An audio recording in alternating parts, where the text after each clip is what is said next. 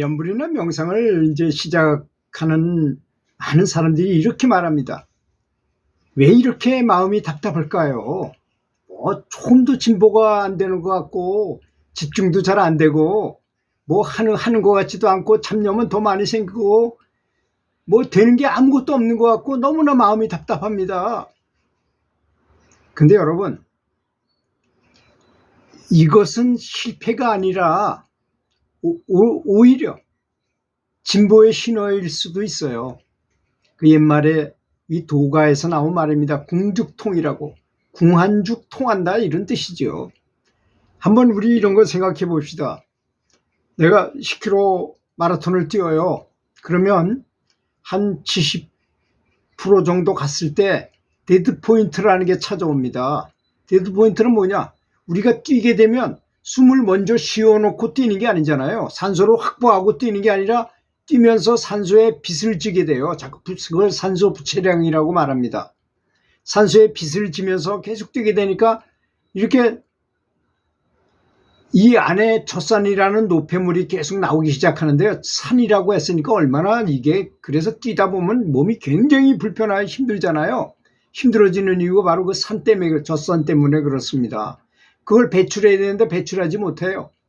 그러니까 몸에 열은 나지, 젖산은 많이 생기지, 산소라는 트럭으로 그 젖산을 밖으로 내보내야 되는데 숨은 아직 덜 쉬지.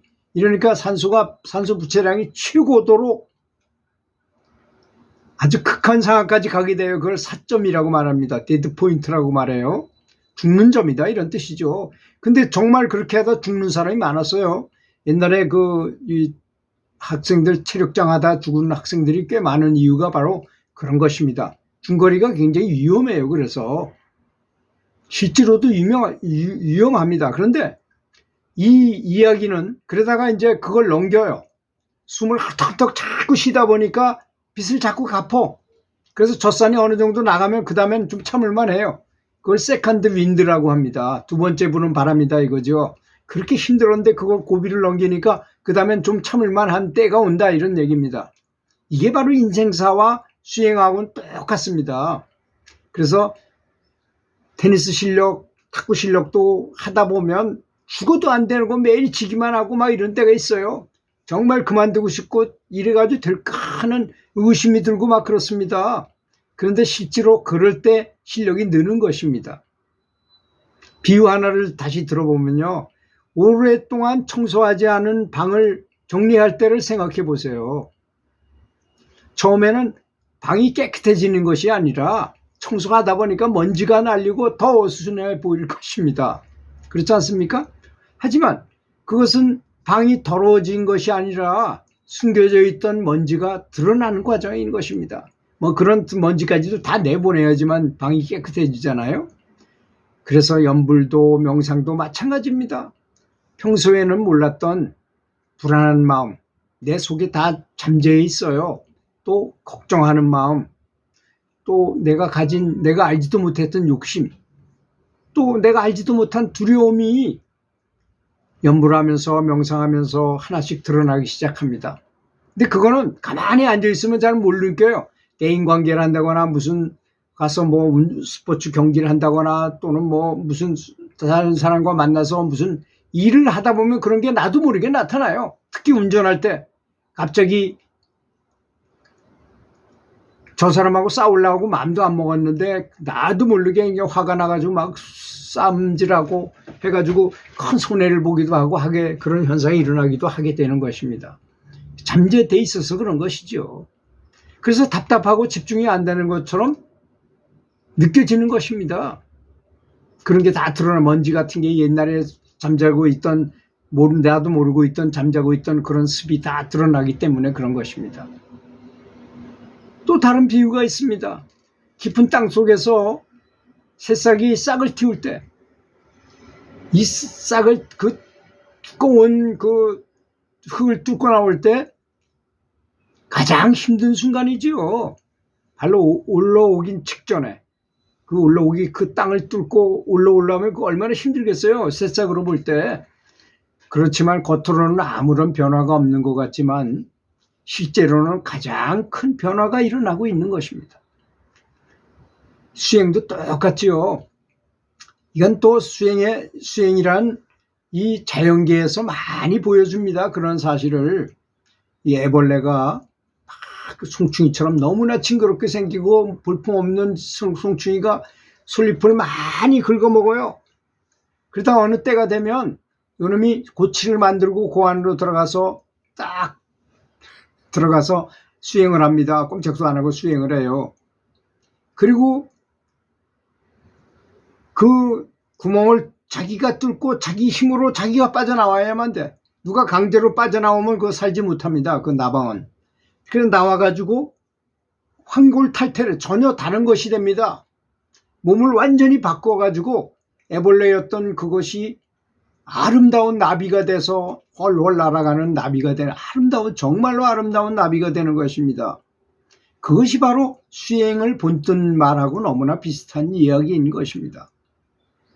수행도 그래서 그래서 믿는 마음도 없어지고 힘도 빠지고 재미도 없고 포기하고 싶은 마음이 들 때가 있습니다. 그 사실인 것입니다. 그것이.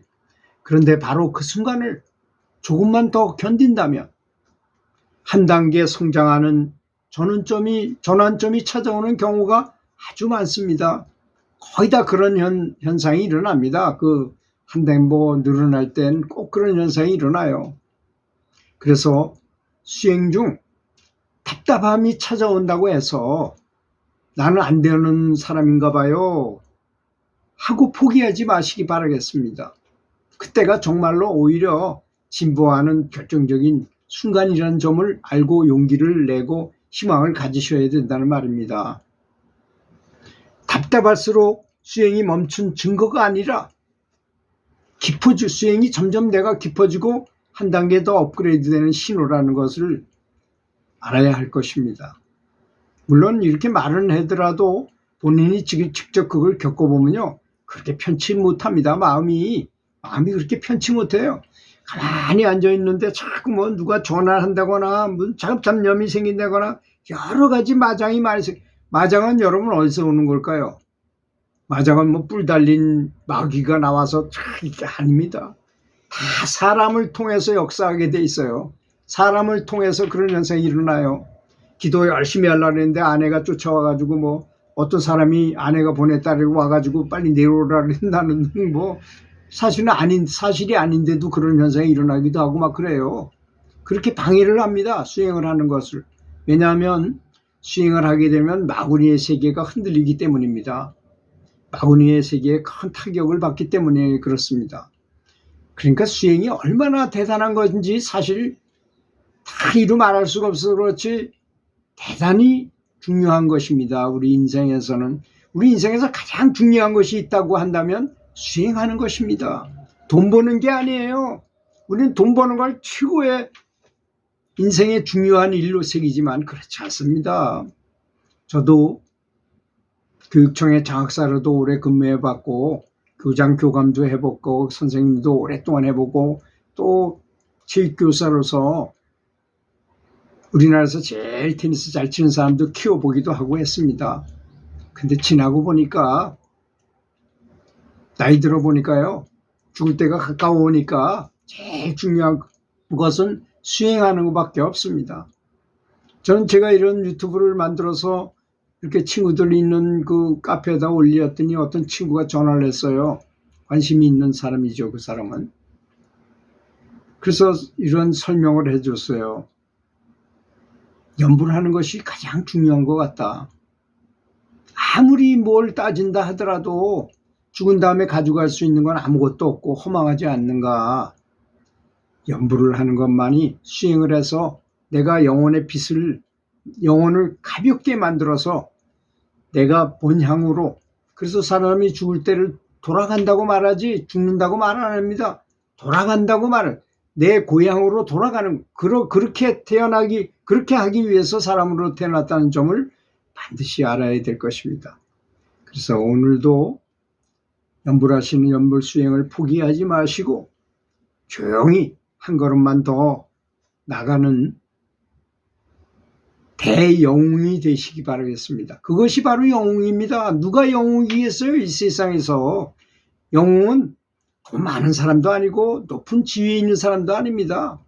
이렇게 빚을 많이 모으고 정말 인간이 인간답게 사는, 내가 누구인지를 알아내는 사람이 바로 큰 영웅인 것입니다.